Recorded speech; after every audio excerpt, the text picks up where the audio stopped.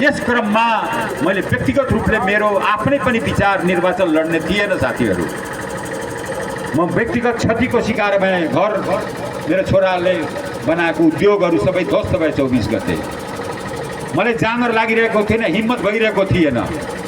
तर दुईटा कारणले म धर्म सङ्कटमा परेँ। एउटा धर्म सङ्कट के हो भने यो देशको सबैभन्दा धनी मान्छे जसलाई हामीले प्रतिनिधि बनाएर पठाएका थियौँ 79मा, उनी पुनः चुनाव लड्न आइपुगे।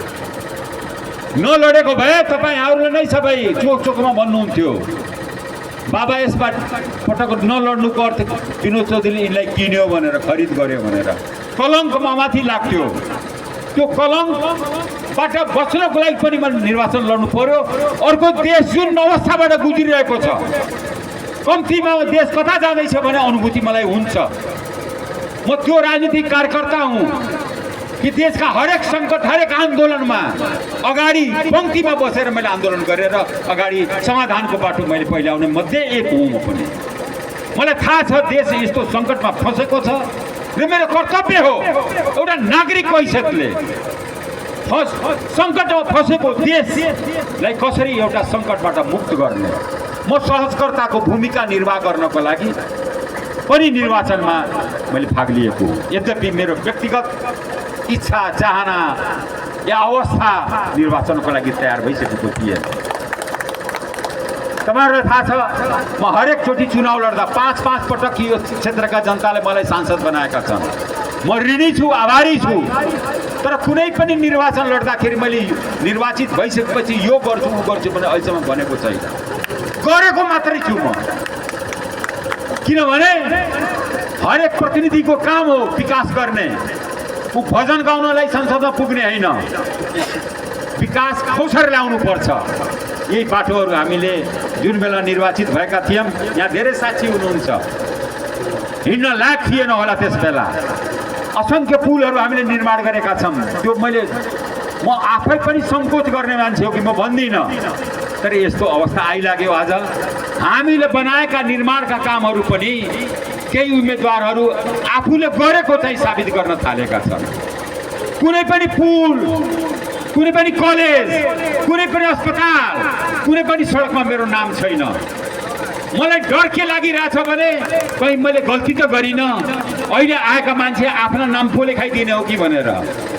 मैले महेशपुरको सभामा भनेको थिएँ बच्चा खेलाउनुहोस् भने आफ्नो जन्माएर खेलाऊ भाइ, मेरो बच्चालाई किन दुःख दिइरहेछ? मैले जन्माएको बच्चालाई किन दुःखी दिइरहेछ? तपाईँहरूलाई थाहा छ यही 50 बेडको ट्रमा सेन्टर, 50 बेडको ट्रमा सेन्टरको निर्णय गरेर 10 करोड रुपियाँ मैले निकासा गरेका थिएँ। 38 करोडको बजेट थियो। चुनावमा पराजित भएमा 79को चुनावमा त्यो ट्रमा सेन्टर गयो आयो। अहिले 15 बेडको ट्रमा सेन्टरको नाममा बन्दैछ। जुन दिन शिलान्यास भइरहेको थियो तत्कालीन स्वास्थ्य मन्त्री प्रदीप पौडेल निर्वर्तमान सांसद विनोद चौधरीजीको उपस्थितिमा भनेका थिएँ मैले त हात्तीको बच्चा जन्माएको थिएँ, तपाईँहरू बाख्राको बच्चा लिएर किन आउनुभयो? 50 बेडको हस्पिटललाई 15 बेडमा पुर्याउने अनि त्यसको पनि दावा गर्ने, जन्माउने म अनि नाम अर्कोले काट्ने। यसै यहाँहरूलाई थाहा छ यही यो बाटो बाढी पीडितको बाटो बरुवासम्मको एक्जिम ब्याङ्कबाट हामी बनायौँ। 76 सालमा टेन्डर गराइयो खजुरा पुलको निर्माण सुरु पनि भयो। म पराजित भएँ, शिथिल भएको थियो। सही कुरा हो, शिथिल भएको थियो। शिथिल भइसकेपछि कुलमानजी आउनुभयो। कुलमानजीको कारण अलिकति काम अगाडि बढेको हो त्यहाँ, तर त्यो पनि दावा अर्कोले गरिरहेछ। मलाई आश्चर्य त त्यस बेला लाग्यो कि बर्दघाटे पुल आजभन्दा 23 वर्ष अगाडि बनेको छ। त्यो पनि एउटा पत्रिकामा विनोद चौधरीले मैले बनाएको भनेर छपाउनु भयो। जुन बेला उहाँ चाउचाउ बेच्दै हुनुहुन्थ्यो, राजनीतिभन्दा पनि पर हुनुहुन्थ्यो। देशको 100 जना धनीमा उहाँहरूको नाम थिएन। सबलाई थाहा छ त्यो। मैले यस कारणले पनि मैले यो कुराहरू भन्न बाध्य भएको छु। संसारको बाटो हो, खजुरा मात्रै 7वटा पुल बनेका छन्। यी सबै कामहरू मैले भन्न नचाहेकै हो, मलाई सङ्कोच लाग्छ। किनभने यो जनताको हो, जनताले त्यो प्रतिनिधि मलाई निर्वाचित गर्यो, जनताको हक हो, मेरो कर्तव्य हो। मैले मेरो कर्तव्य मात्रै पुरा गरेको हो। तर अरूले जब त्यसको जस लिन थालेपछि मलाई पनि बडा अप्ठ्यारो भयो। हेर्दा हेर्दै आफैले गरेका काम अरूले आफ्नो खातामा राख्न थालेपछि, मेरो कमाई आफ्नो खातामा राख्न थालेपछि चित्त दुख्न थाल्नु स्वाभाविक हो। कमसेकम तपाईँहरूलाई थाहा छ, यही बदघाट नगरपालिकामा टोल टोलमा हामीले सामुदायिक भवनहरू बनाएका छौँ, हलहरू बनेका छन्, त्यहाँ बैठक हलहरू बनेका छन्, कति निर्माणका कामहरू भएका छन्। त्यो गरौँ न कसैले, त्यसको लागि यहाँ चाहिँ बाढी पीडितदेखि लिएर सबै ठाउँमा मैले त्यसको जस कहिले पनि लिन चाहिनँ। अहिले आएर यो चुनावको होडबाजीमा कहिले विक्रम खनालले, कहिले विनोद चौधरीजीले त अझ सङ्गठित रूपले, उहाँ त सङ्गठित रूपले नै यसलाई आफ्नो बनाउन खोज्नुभयो। अब भाइ काङ्ग्रेस भएको हुनाले विक्रम पनि त्यही बानी उसलाई पनि लागेको छ। ऊ पनि आफ्नो, अब विनोदले आफ्नो भनिरहेछ भने म किन नभन्ने भने ऊ पनि त्यसैको पछिमै लागिरहेको छ। त्यहाँ मैले माया गर्ने मान्छे हो विक्रम खनाल, साह्रै माया गर्छु म। तर मैले अब भन्नुपर्ने भाषा सार्वजनिक रूपले तपाईँहरूले सुनाइदिनु होला। विनोद चौधरीको बानी नसिकोस्, दुःख पाउँछ। बानी सिक्नु छ भने मेरो बानी सिकोस्, सुख हुन्छ, राजनीतिमा लामो अवधिसम्म जान्छ। त्यो चाहिँ यहाँहरूले सुनाइदिनु होला भाइलाई मेरो। म पनि भनौँला, एक दुईचोटि सम्झाए पनि होइन दाइ त्यस्तो त भएको छैन भनेर भन्छ, फेरि उही गरिहाल्छ त्यही काम।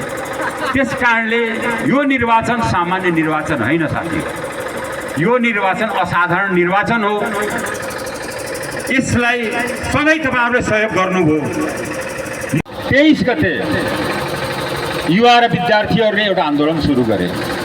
यो पनि तपाईँहरूलाई थाहा छ, जम्मा दुईटा मान थियो उनको। एउटा भ्रष्टाचार, यथार्थमा तलैदेखि माथिसम्म भ्रष्टाचार बढेर गएको अवस्था, सबैले जनजीवन नै त्यसबाट आक्रान्त भएको अवस्था थियो। अर्को सामाजिक सञ्जालमाथिको अचानक प्रतिबन्धले गर्दाखेरि एउटा आक्रोश उत्पन्न भयो। भाद्र 23 गतेको आन्दोलन शान्तिपूर्ण शालीन युवाहरूको आन्दोलन थियो। त्यसमाथि निर्मम प्रहार गरियो, नरसंहार गरियो, दर्जनौं युवाहरू शहीद हुन पुगे। जसको आक्रोश स्वरूप 24 गते देश नै एउटा आन्दोलन, हिंसक आन्दोलनको चपेटामा पर्यो। धेरै नेताले भन्न चाहँदैनन्, जस दिन चाहँदैनन् कसैलाई। तर सत्य के हो भने वर्तमान राष्ट्रपति रामचन्द्र पौडेलजी र प्रधान सेनापति सिग्देलजीले विवेक नपुर्याएको भए 25 गतेदेखि देश अझ भयावह अवस्थामा पुग्ने थियो। नेताहरू स्वयं प्रधानमन्त्री हेलिकप्टर चढेर भाग्नु भएको अवस्था थियो। नेताहरू सैनिक बैरकमा थिए, एक आपसमा संवाद थिएन, देश जलिरहेको थियो। व्यक्तिगत र सरकारी संरचनाहरू ध्वस्त भइरहेका थिए।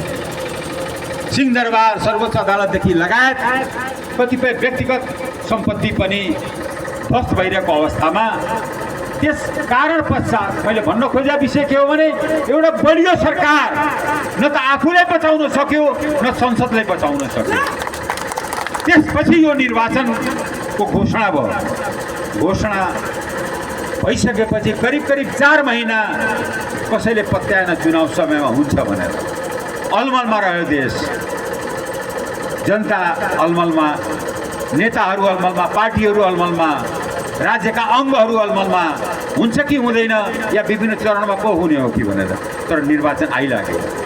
एउटा कुरा यहाँहरूसँग समक्ष मैले इमान्दारीपूर्वक भन्नै पर्दछ, यो निर्वाचनले पनि वर्तमान हाम्रो देशको समस्या र चुनौतीलाई समाधान गर्नेवाला छैन। यसले सार्ने मात्रै यो समस्यालाई सार्छ, केही समय लिन्छ, त्यति मात्रै हो। तर यी समस्या जिउका तिउ छन्, जिउँदा छन्। यो निर्वाचन पश्चात गठित हुने प्रतिनिधि सभाले तय गर्नेछ, त्यसको बनावटले तय गर्नेछ कि नेपाल अब कता जानेछ, अगाडि जानेछ या पछाडि फर्किनेछ। उपलब्धिहरू जोगिनेछन्, संविधानमा या व्यापक संशोधन हुनेछ या संविधान ध्वस्त हुनेछ। देश एउटा कठिन अवस्थाबाट गुजिरहेको हामीले देखिरहेका छौँ। त्यति मात्रै होइन, आर्थिक रूपले पनि देश सङ्कटको अवस्थामा छ। मन्दीले गर्दा बजार, गाउँ-गाउँका बजार र हरेक चुरालाई त्यहाँ छोइसकेको अवस्था छ। अर्थतन्त्रको विषयमा देशका कुनै पनि राजनीतिक नेता अथवा पार्टीहरूले केही पनि विचार विमर्श गरिरहेका छैनन्। मैले पहिलोचोटि देख्दैछु यो निर्वाचन जो उदासीन मात्रै होइन, एजेन्डा र मुद्दाविहीन निर्वाचन भइरहेको छ। कसैले मुद्दामाथि छलफल गरिरहेको छैन, कसैले एजेन्डामाथि छलफल गरिरहेको छैन। त्यो बहस नै समाप्त भएको अवस्था छ। एक ठाउँ निर्वाचन गर्ने नाममा सबै भइरहेको, एक ठाउँ निर्वाचन गरिहालौँ भन्ने सबै लागेको अवस्था छ। तर समस्यालाई कार्पेटमा लुकाएर राखे पनि समस्या बढ्ने हो, घट्ने होइन। यसकारणले यो निर्वाचन पश्चात, यो निर्वाचन सामान्य निर्वाचन होइन, यो असाधारण निर्वाचन हो। यसले निर्वाचन पश्चात यी सबै समस्याहरू संसदमा प्रकट हुनेछन्, बहस हुनेछ, त्यहाँ छलफल हुनेछ।